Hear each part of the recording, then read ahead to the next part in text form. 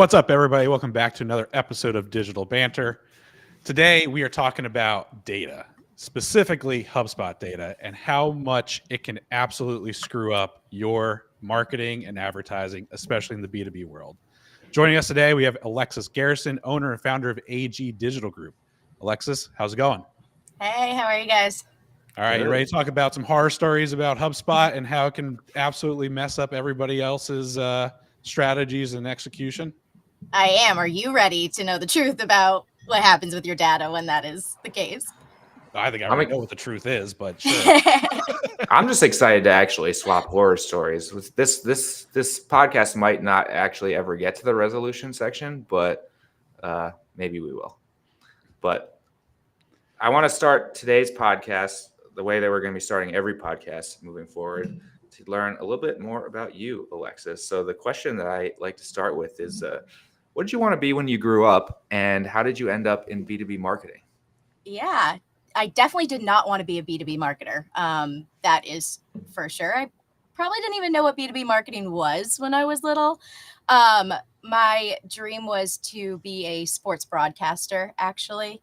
As every little girl's dream was when they were playing sports and wanted to be on ESPN and do the whole on-field reporting thing and take it from there. But I found media agencies when I was in college, and I kind of really liked the idea of media planning, media buying, and my journey with B2B kind of adapted organically, I think. I started with traditional media purchasing before digital became what digital is. TV buys, radio station buys, and kind of those types of insertion orders. And my brain got really analytical really fast. I think my first job out of college was the only job I ever had to take a math test as a requirement to get the job because of media buying and planning and that thing. But to this day, I think that that's probably one of the most useful jobs I ever had. And then I started working for agencies, and I got really into digital and became a strategist within the marketing space. And I really started adapting and liking figuring out user journeys and buying models. And I kind of went from paid media marketing and just wanted to expand my skill set when I found out I need to know all the pieces of the puzzle. I like knowing every intricacy of everything that's going on. So if you're going to tell me just to run Google campaigns and then I don't know where they go after that, that doesn't sit well with me. So I need to know where they're converting, how the landing page is working. Are we creating contacts in HubSpot, and how are they being treated afterwards? And it just kind of spiraled from there, honestly. I think it makes a lot of sense, though, like you mentioned, you started in traditional, right? So buying print, radio, TV, like what's the main problem that I think us B2B, we want to measure everything, right? And what is like back in the traditional days, like the measurement of that is not very easy to do. And I feel like once I kind of had a similar path where like I started to learn because I started in paid search, which was like in 2013, the easiest thing to measure ever. And it does become like super fascinating. And then like, as you get into B2B, the measurement gets like more and more and more complex, which makes it more interesting. But also, I don't know, maybe we can get into this a bit today too, but where we're at with that now is certainly also not as good as it used to be. Yeah, absolutely. I remember creating third-party tags in Dart for Publisher and tracking impressions against all of those tags and reconciling digital buys. And at that time, digital buys were an extension of print publications, or if you bought this many spots on TV, they would give you this many impressions on their website and those types of things. And then there was just this massive switch to all paid media online, all digital, that entire presence. And we still call it digital marketing. I feel like everybody refers to it as digital marketing, but it's really just marketing at this point. I think there was just a massive adaptation to that realm that we live in every single day now.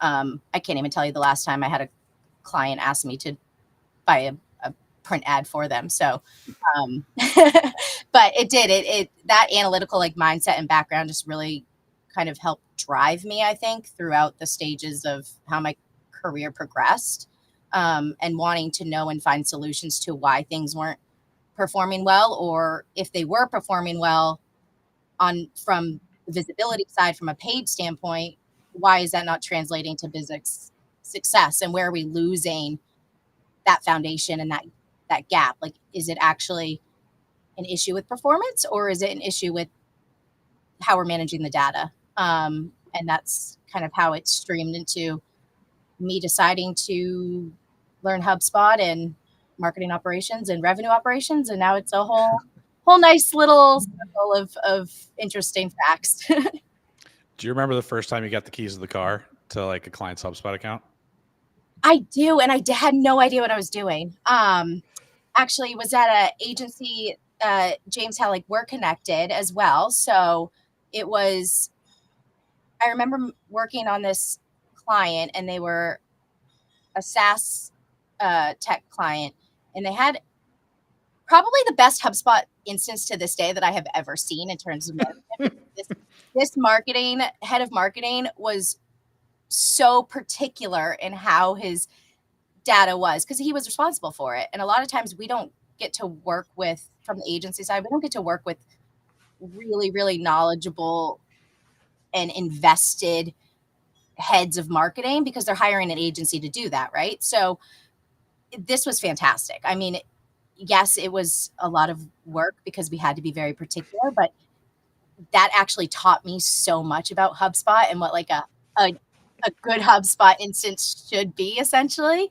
And I think that was my first light switch into, oh, these are how the pieces work together and what happens after we, create a new lead. Was the one right after that the immediate shit show, and you're like, wow, this is not what I just saw? I can't tell you the last time I logged into a HubSpot account and I was like, oh, this is fantastic. Like, I'm so excited to like not have to do very much.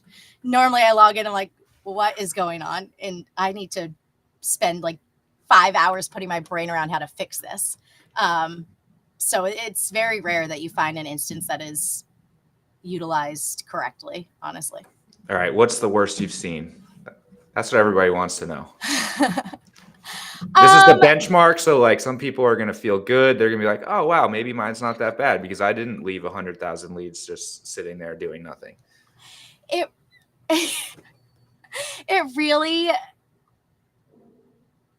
like, do you want to like know particulars, or are you? Yeah, like... I want to know like the client name, what their budget was, like where they're at now, if they're still working at their job.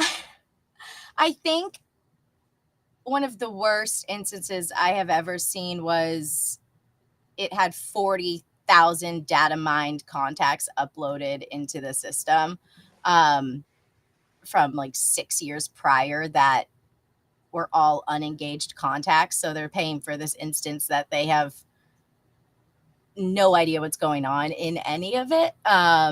And also just no structural setup at all. So no lead management processes, no statuses, nothing aligned to anything that they're doing whatsoever. So leads would come in from their marketing tactics and they wouldn't even know where they came from. They had no idea how to attribute success to anything because nothing was set up. They just kind of took all of their contacts and like, let's put it into HubSpot and see what happens, thinking that it would set up itself.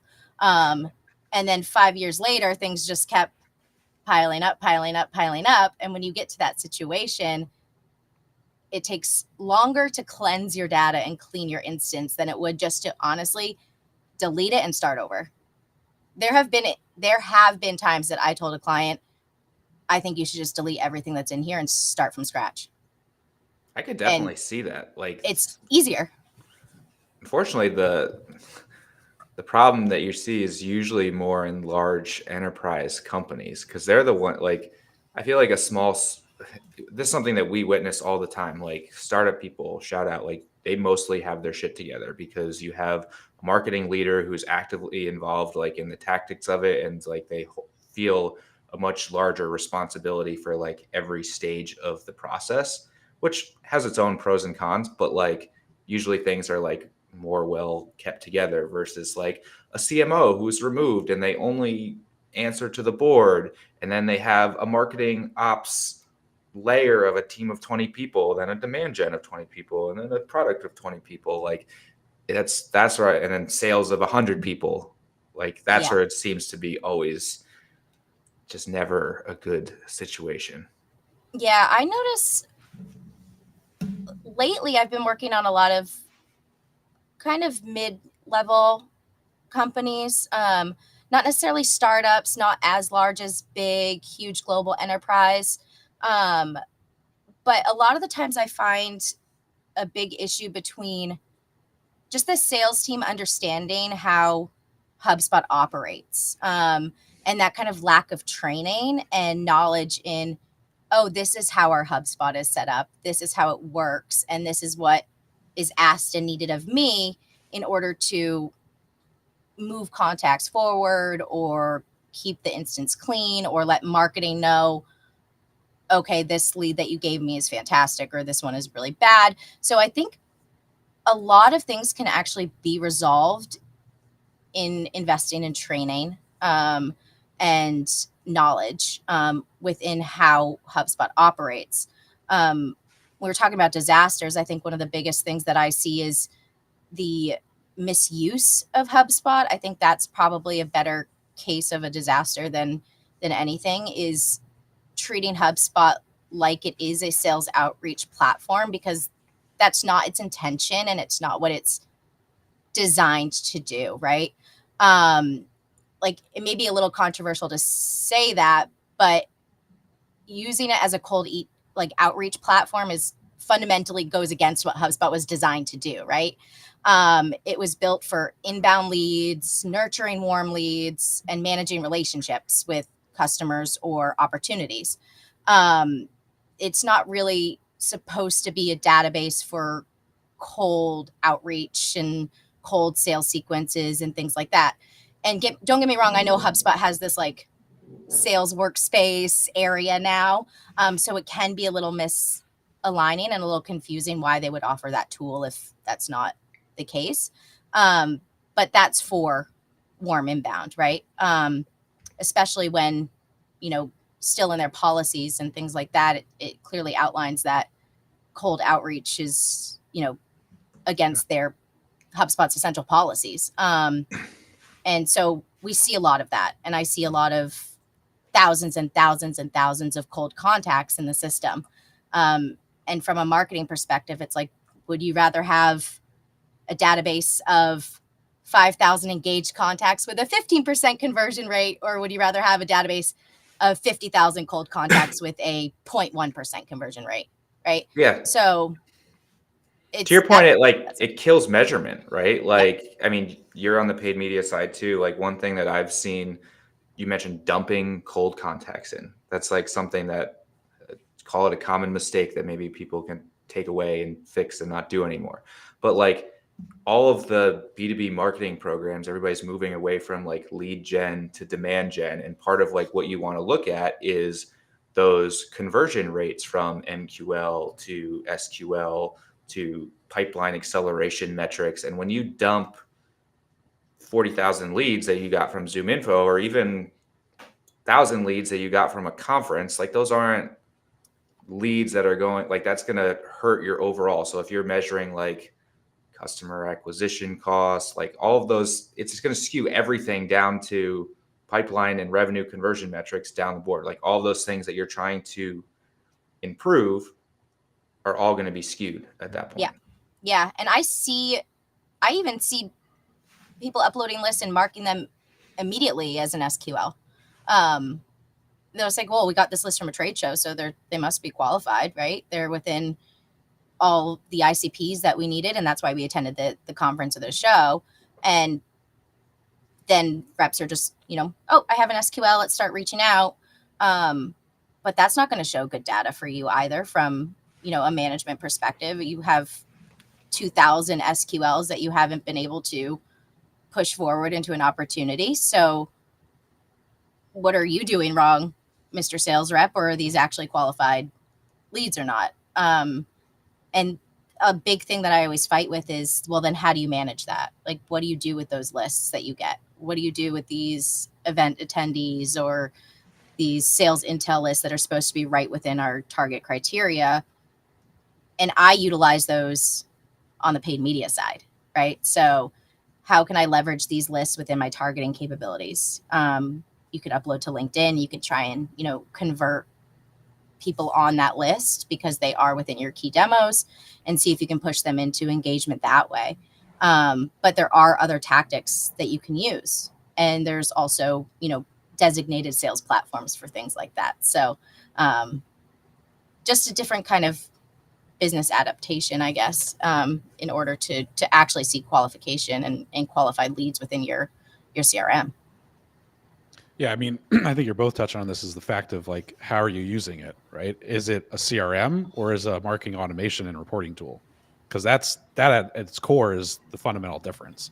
If you're treating it as a CRM, then if I'm the sales side of things, like I would ask, why wouldn't I want to upload my event list? Because that's how I'm going to track it. But that comes back to like a tech stack and understanding what's the purpose of, let's say, Salesforce in this instance versus a real CRM, or if you're just trying to kill birds and have multiple things happen to have a single tech stack. I think the big question then I have is like, how do you overcome that, Alexis? Like you said, you had the golden goose, so to speak, of the perfect setup as your initial one that you got access to, and everything since then has failed to live up to that. So like, how do you approach understanding where to even start in cleaning up that data or disorganization? Yeah. And it's a good question because there's so many different ways. I don't think one project has been the same. It's not an out of the box solution for every client, every business, every account that comes my way, because they're all structured differently. One of the biggest things that I tell people when I am onboarding to start working with them is I am going to become an extension of you. Like, I need to know every nitty gritty detail on how you operate, what your customer journey is. We need to map out a visual of the entire process from start to finish. Not even in HubSpot. Like, we need to just workshop every process, everything that's out there, and how ideally you want your audiences to move through your business structure, right? A lot of times too, it depends. Some people use a combination of HubSpot and Salesforce. Some people just use HubSpot. Some do use a sales outreach platform and then HubSpot and then Salesforce. So like, it just depends on how you're utilizing it. HubSpot has expanded so much over the last few years. It used to just be for marketing purposes, right? For marketing automation, for nurturing, all of that kind of stuff.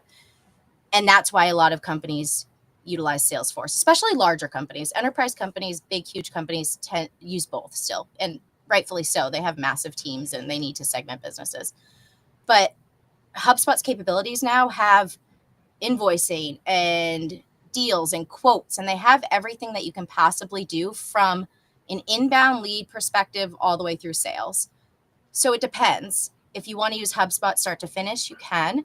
If you're going to use HubSpot and then Salesforce, you use HubSpot as marketing, right? You warm the leads, you nurture them to a point of, okay, they're a sales qualified lead. They've done this many engagement points. They've requested a demo, or they've engaged with 10 pieces of our content. Whatever the qualifications that you assign and structure, and then they pass to Salesforce. And those two systems obviously talk to each other. So if it closes, it gets pushed back to HubSpot. So then marketing can see, cool, we sent them this lead and now they closed. Awesome. Fantastic. Or close lost. Or so you can just see and manage, your data that way. All right. So I'm going to ask a triggering question then. Fine. I got a better triggering question, I think, while we're talking about transition and tools working together. Something that we see all the time is that clients want to migrate from HubSpot to Marketo because they feel like they've grown out of HubSpot. I want to get your opinion on that. I want to know why somebody would consider making that change. Like you mentioned before, I know HubSpot has changed a lot. Now, to me, I've seen that done a lot of times, and it's never been good. So I want to hear your opinion. Yeah. That is a triggering question. I actually manage a lot of transitions from Marketo or Zoho to HubSpot. I have honestly never had an account that's been like, we hate HubSpot, we're leaving, and we're going to Marketo. I have, from the paid media perspective, I have dealt with both Marketo and Zoho, and the lack of data, I guess, and like segmentation and the capabilities from my perspective aren't as robust as what HubSpot offers. With that said, it's also a matter of user experience, I guess, because you're going to get out of HubSpot what you put into HubSpot, right? You have to know the ins and outs and how to structure and set up so you can see things the way you want. And I'm sure it's the same with, Marketo and Zoho, but I haven't 100% gone down those rabbit holes because I've just seen from a paid perspective and the difficulties with attributing success to marketing programs from those systems. And that's one of the bigger struggles that I've seen. Yeah, definitely. Their landing page functionality and tracking functionality is always like, I don't know. I don't get it. It's always Salesforce people too. Yeah. And I don't even think that it pairs as well with Salesforce as HubSpot does. So yeah, Marketo, no, I don't think it has the same mapping capabilities that HubSpot does. I think one of the benefits of HubSpot is just the way it's able to map every single data point from Salesforce to HubSpot and vice versa. And those, are very important aspects so you don't lose data in the back and forth migration between the systems. Because I have seen that quite a bit. If somebody's using QuickBooks for invoicing, for example, right? I just had this situation, so it's fresh in my brain. And using QuickBooks is fine, but the problem is that QuickBooks doesn't 100% understand HubSpot's language, and HubSpot doesn't 100% understand QuickBooks language, right?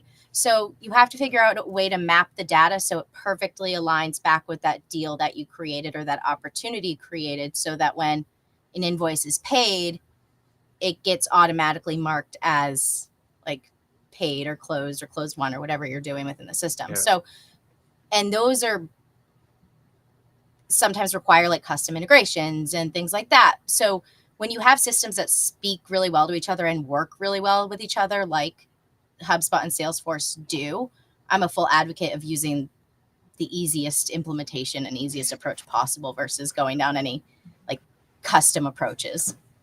All right. So my triggering question was based off of all of the different capabilities that exist within HubSpot these days, who should own it? Who in the organization should own it? Yeah. I think marketing should own HubSpot fully 100%, but I also think there's a responsibility on the sales team to manage contacts that are assigned to them.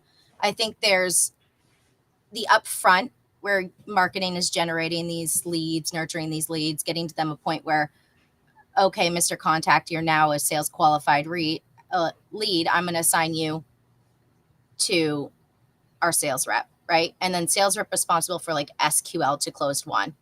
But with that said, I think it's still marketing's job to, do continued nurture, set up the automations, make sure that anything and everything that can be automated between those processes and those stages is done. For example, if one thing comes to mind, say a business works on demos, like demo requests or fulfilling demos. And an SQL is considered a demo request. They want a demo, you scheduled one. Once that demo is set to complete in HubSpot, that should trigger a lifecycle or lead status change, right? So that should be marketing's responsibility to make sure that that workflow and automation is operating correctly. Same with maybe even follow-ups, like thanks for, requesting demos. So there's certain aspects there. I think that marketing should be in charge of the cleanliness of the data and making sure that it's operating correctly and efficiently. And this is going to be controversial to say, but I also think it's really important to set permission levels in HubSpot. I think that certain people should have ownership over, say, properties, for example, and not everybody should be able to go in and edit or create properties. Forms. I've seen huge issues with like people, everyone and anyone creating forms, and then they create new fields, and then those fields don't actually map to anything. And so then you're getting a bunch of contacts with no emails, no first names. We have no idea where they came from. It's a blank submission. You know what I mean? Because it's not mapped correctly. So I think that making sure that processes are in place and there's documentation behind everything, and that, everybody has a responsibility and that's clearly outlined in your business model is important. Forms is a good one. That's like a List. Like if you want to make a list of like common mistakes, I feel like that's one of them. Letting your forms be a free for all. I think everyone has seen just from a tracking perspective, from like what's the thank you page experience to like just create, like everyone's seen like when you like 5 different ways that you can submit the same information rather than some sort of like standard structured process. And that makes tracking a nightmare. Are you a thank you page person, or are you a modal frame or modal form submission tracking person? I am a thank you page person because I don't believe in one data set to be the source of truth. That might sound like weird, but I think that it's very important to make sure that you're double, triple checking. So say conversions, for example, that's a huge one. People will be like, well, I have 50 conversions in my Google ads. Well, a conversion isn't necessarily a contact because they could have already been a contact. So I always, and then a form submission. So you have conversions, you have form submissions, and then you have like new contacts, right? I like to make sure that if I'm seeing 30 form submissions, that I'm also seeing 30 plus thank you page views. So I track both. I like to make sure that I'm double checking everything that I might need information on. So that's why I use thank you pages. I've banned the word conversions in our agency. Well, they are important though. Right, but you talk about them by what they are. Right, exactly. And that's why when I do reporting, I always have definitions. I'm like, you got 50 Google conversions, right? And conversions can be whatever we discuss they want to make sure that their ads they're doing. And then, but you also generated 20 net new contacts in HubSpot. So your cost per new contact is this, and your cost per conversion is this. And I keep them so separate. Because they're both still important. That's what, like, so even with like the conversions at this point too, like, was it going to get super technical? Like there's all conversions in Google and like conversions in Google, and you can have primary and secondary and blah, blah, blah, blah, blah. And we've just like taken over stuff from agencies before where they're like, sure, like they're tracking like this key page view, but when you review their reporting, it just is like spend, impressions, clicks, conversions that includes everything from demos to key page views to video plays to just like all of the stuff that's like, yeah, cool. It's kind of interesting and can help you optimize and make sure you're reading the right people. But like, it's not, your client thinks conversions are leads. And I'm going to be devil's advocate though, because if you're running brand campaigns, your conversions aren't leads. Your conversions are something different. Your conversions are going to be website traffic. They're going to be clicks. They're going to be different metrics than your conversion points for a lead gen program, right? So yeah, and I just think that's like in your conversations with the client, And even you can rename the conversions in Google Data Studio to be what they are. So like you can say like, oh yeah, we spent this much and we got this many video views. Instead of using the word conversions, use the word video views. Well, now analytics calls them events. So we don't talk about Google Analytics on this podcast. Yeah. We don't talk no, about I know, but if a client is already structured where that's how their Google ads is pulling their conversions in, it's going to show event. Like if you have a Looker Studio report set up, it's going to show events, and then you have to filter by key events, and you have to you talked about the nuclear option on HubSpot. That's the nuclear option on the paid side of things. Yeah. But data tracking is huge right now. And I think that is a missed conversation in general, because I don't think everybody is aware of how difficult from a marketing perspective with all of these new cookie policies and privacy policies it is to take a list of 20 people that all say they came from direct traffic because they didn't say, yes, Mr. Website, track my cookies, to find out if those are actually direct traffic or if they came from your paid campaigns. And that's a whole other wormhole. And I think I always like to think from the client perspective too, is like, well, what are they doing? Like, why are they working so hard on reporting? Well, because we're trying to find accurate data for you. And it's our jobs have been made very difficult because of that. So it's implementing best practices, like going back to tracking URLs and UTMs and campaigns and making sure that everything and anything is structured with no confusion from the beginning. And that, I'm with you on like the gaps in the data. That's like something we see all the time. And I think another question that you get all the time is like, why doesn't HubSpot match Google Ads? Why doesn't HubSpot match this? Why doesn't HubSpot? Everybody's like looking for like this perfect data set. So my question is like, what should they expect as far as like mismatching in data, like variance between different channels? And then also like based on all the nuances you said before, like, what do you think the future looks like for tracking? Like, do you think we're always going to be able to rely on contact data in a HubSpot, or is that going to be a pain in the butt too? Yeah, I'm used to that question between, even if a client has their website connected to HubSpot, even the traffic shows differently between the two, right? It's because they track different things. Like sometimes if you have your GA4 set up, so it tracks every single session, and HubSpot is only tracking net new sessions. So there can be so many reasons why the data is off, and mostly because they track differently, right? They have different approaches. They have different first touch, second touch, last touch. What's our attribution model? I have no idea. And that's, a whole other project. But I think that it's just important to have the conversation of, what do you want your truth to be? Are we only going to look at HubSpot, or are we only going to look at GA? Like there needs to be one source of truth that your business relies on versus looking at so many different systems and structures and points and trying to figure out the why. It's just, we're going to look at this. This is what we're going to report on. And this is our baseline, right? So this is how we're going to show XYZ.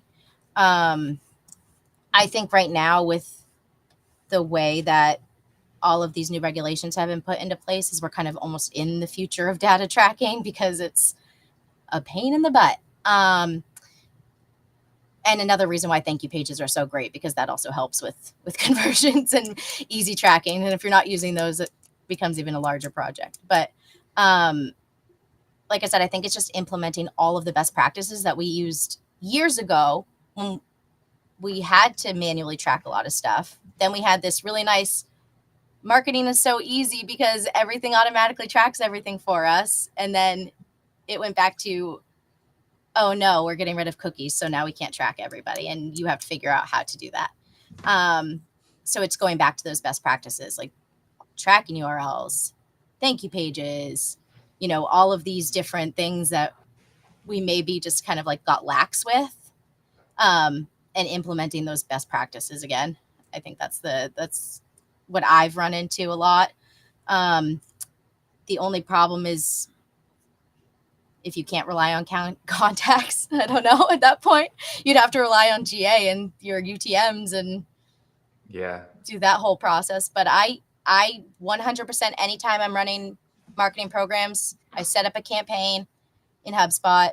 I use that campaign ID in all of my tracking URLs so I can track every initiative that aligns with that. I also always set up an active list so I can pull like first referring source is GC LID, because that's a little loop around to figure out what came from Google or not. And 9 times out of 10, there's probably about 50% of that list is indicated as direct traffic. So I always set up automations to change that. So if they came from this source as the first referring, I'll automatically change the original source to paid. So just so we know, have those in place and the structure in place to be able to tell a story, I guess, is the best approach there. So when we talk about lax, I do want to use that as a jumping off point to lead scoring and to get your opinion on what the best practices around an ideal lead scoring program looks like. And I'll use an extreme example of, James, correct me if I'm wrong, but one of our clients had essentially 2 page views as equating to an MQL, if I remember, or was it was a form submit and 2 page views? Which was what was it? Form submit and 2 page views. Any page view, by the way. Any page view. Right. Any page view. Okay. Including the thank you page to the. It was a whole thing because lead ads were not, even if somebody submitted like a demo and they went from an ad to, so basically they submitted a demo, but there was only 1 page view in the demo. So they never got made an MQL, even though they raised their hand and said, hey, I want a demo of your product. Well, a demo should be an accelerator anyway. So it should have been scored as whatever the score threshold is for an MQL. And that's it should just be an accelerator at that point. But I don't know if you guys run into this, but I run into a lot of clients that don't have a lot of mid-funnel initiatives. And by that, I mean, most of their CTAs and their conversion points are contact sales, a request a demo, and mostly just bottom funnel objectives, like no warming, no initial contact creation. So I run into this a lot where we're trying to set up lead management and like life cycle stages and lead statuses, but they have no true MQL, right? So how do you move a contact through the funnel if we don't even have an initiation point? So if they're just all sales qualified at that point, right? So what's the point? But for lead scoring, if that's the case and they don't have a lot of like assets and they're tracking, say, organic interactions, paid interactions, and stuff like that, it really depends on how they value engagement levels. HubSpot, I don't know if you guys know, HubSpot recently just released a new lead scoring system. So under marketing now is where lead scoring lives, and it's a whole new lead scoring platform. And it's actually done by events or contact parameters. So you can say their first name is known, their last name is known, their email. I don't think any lead should be an SQL or an MQL if they don't have an email address. That bothers me so much. I'll see these contacts that are marked as like even opportunities sometimes that have no phone number and no emails. Like, how do you know this person's an opportunity? Have you talked to them? It's funny. We met, and what we were talking about before too, like when something is an opportunity, it should have a revenue value associated with it. I think there has to be a deal if there's an opportunity. And I see that all the time. One of the first things I do when I go into a HubSpot instance is create active lists of misalignment. So if somebody is marked as, I would say, contact has life cycle stage of opportunity, but no associated deal. Okay. You have thousands of contacts that are opportunities or companies that are opportunities that have no deals. So are they an opportunity? Probably not. So like those things, like that's kind of what starts the whole spiral effect of data cleanup is getting a picture of it first. You don't know how bad it is until you start, looking at the unalignment. But back to lead scoring in terms of that, I think if you really don't have any true like mid-funnel objectives, the only real lead scoring would be to go off engagement, right? But I think engagement has to be weighed. So, and that comes from like upper management at a company saying, okay, we think somebody that has, clicked on 2 of our ads, engaged with us on LinkedIn 7 times, and been to 10 pages of our website, including 2 of our guides, they're going to be, considered qualified enough for sales to say, hey, we've noticed that you've been on our site, you've checked out a few things. How can I help you? Right. But lead scoring I found is kind of almost a sensitive topic with clients, and you really have to work together with them to see how valuable certain aspects of their business are, and getting workshops done to get that kind of situated out. That comes back to ownership, right? If to your point, if marketing's owning it, the question is it a shared responsibility across the marketing team? Is it a single person that owns it? And this is rhetorical. This isn't like necessarily need to be answered, but it's like, if it's owned by a single person, okay, is that person given the resources they need to succeed? Do they have the skill set to be successful? Are they collaborating with the various stakeholders, sales in particular here? And do they have the empowerment to slap wrists if somebody starts uploading event lists and attendees and things like that? Like, how empowered are they? How skilled are they? And are they also like valued in the organization, or are they just seen as an afterthought because money is being invested elsewhere and you've got a junior level person managing a key piece of infrastructure that's got to power your entire strategy? Yep. And this is why that initial conversation is so important, is that documentation, that process outline, that, getting like a database of these are our business policies, this is how we operate our system, and making that your holy Bible of this is how our company works. So then marketing team can just take that and use that, right? And this is the biggest struggle I have when I work with new clients is they don't understand the lift. It is tough. Like RevOps is like, saw a post last year, like the fastest growing job title in marketing or something like that. And I think it makes a lot of sense because like what we see all the time is like someone's just kind of like thrown into it. Oh yeah, like this person, they made a marketing report in HubSpot one time and now like they're the HubSpot person.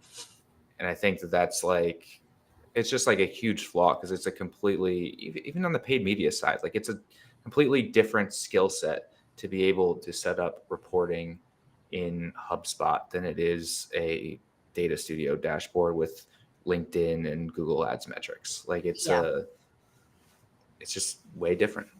It's a lot harder.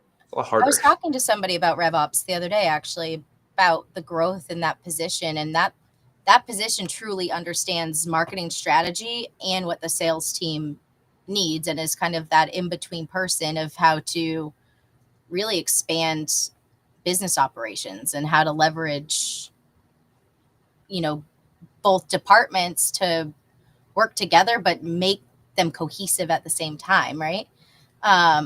But from your guys' perspective, when it comes to clients and you're running paid programs and they're in HubSpot, what are some of the biggest, concerns or questions you get when they're looking at their HubSpot instance and wondering, about their marketing programs and how they're doing? Is it that they can't see the data, or they don't know how successful they are? There's a lot of things. The mismatch is always like a big, just like we talked about that a little bit before, of like, why doesn't this match this? Why doesn't, and then what is the single source of truth is also like a common argument or discussion. Because on the paid media side, like I'll be honest, I lean more on some of the paid media based metrics because attribution gets lost. Like you're in HubSpot setting an attribution window or whatever, last click, first click, whatever it may be. And, that works for like lead gen activities. It doesn't work for branding activities. It doesn't show anything in the journey. And that's for like those longer attribution windows are better in the ad platforms. but it ends up having a mismatch. So that's the common thing. And then I feel like we've gone through them all. Lead scoring, huge issue. And then just the data being an absolute mess. And Yeah. the data being a mess then translates into we want to ideally try to merge the data on the HubSpot side with the ad platform side. We can do it if it's in a clean state and there's actual rules and parameters that allow us to roll it up. But if it's a bunch of junk, you can't do anything consistently. Our goal is always to track somebody from form submission to close one deal and attribute it to paid media. Like that's our goal. And it's about 10% of the time that the client has the infrastructure to actually do that. Yeah. And it's have all these form submissions from paid, and then it just starts to fall off because you have no idea where it ended up. Yeah. But to that point too, attribution, and that could be a whole other discussion in and of itself, is how a client attributes success. Some clients look at all touch points, some look at first touch point as the holy grail, some look at last. It's just, and you have to, from the agency side, be aware of, okay, they like to see data this way and they attribute success to this part of the touch, right? Or they give a little bit of success to each one. And that's also a whole other ball game, and something that, you know, we as marketers have to be aware as and have that discussion with the client too. Because sometimes a rep can be like, well, I talked to that client at an event, but you're saying that it came from paid media and that's how we got their contact information in there. Okay, so it's a little bit of both then, right? 50% here, 50% there. I don't know. Well, that is the answer, though. That's just like not the answer that the board likes to see. Like in all of these, like the right way to do it would be look at every single contact and then look at all the every single close one deal, and then map it back to all the different touch points that they had. And then you can see and map out common customer journeys to see like, okay, where's the areas where we should be investing money. Now, that sounds simple when I say it that way, but you're talking about hundreds, if not thousands of close one deals, and then that's where like a lot of the new attribution tech is very cool because it can identify those commonalities. But nobody wants to pay for that. They just want to look at last click attribution or first click and run with it. Because what do they say? The articles say that it takes 7 touches to get somebody to convert or something. 7. I think the number's 70. up to 83. Yeah, 70, there's some weird stat out there about how many touches it needs to get somebody to convert, but it could have been this person had 5 touches with our LinkedIn campaign and 1 touch from an event and a conference, and it's like, okay, so all of those are marketing objectives, right? Those are all marketing tactics, so I'm going to attribute that to marketing. So that's another, way to do it too.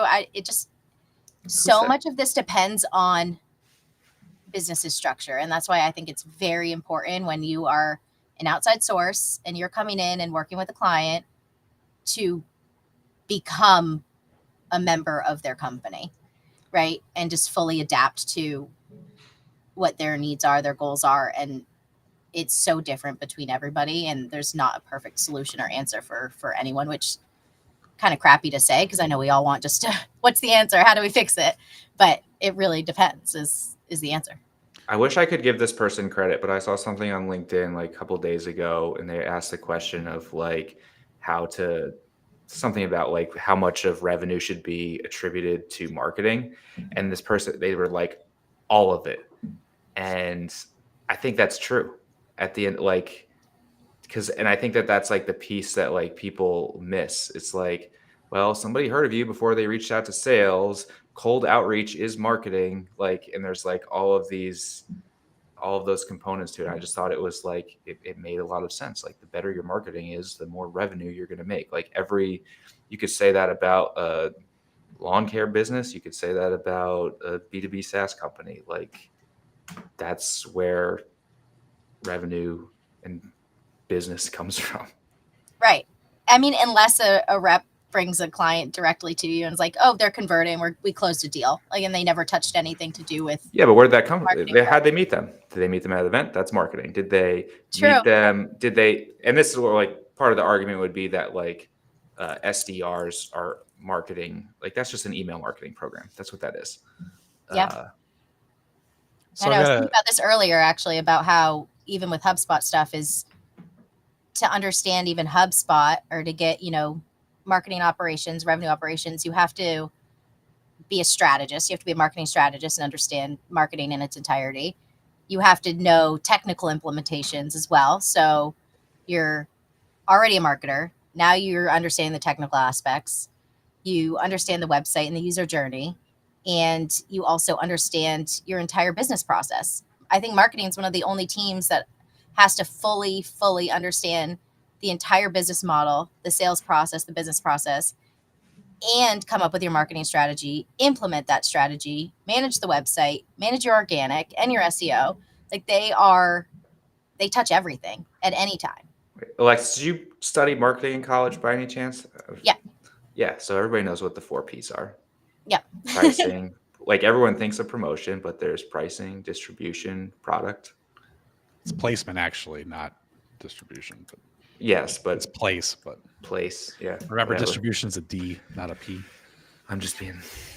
I feel like intelligent there's about way it. more than 4 now, though. I feel like there's so many different No, areas. there's analytics and ops and Expanded. website and more.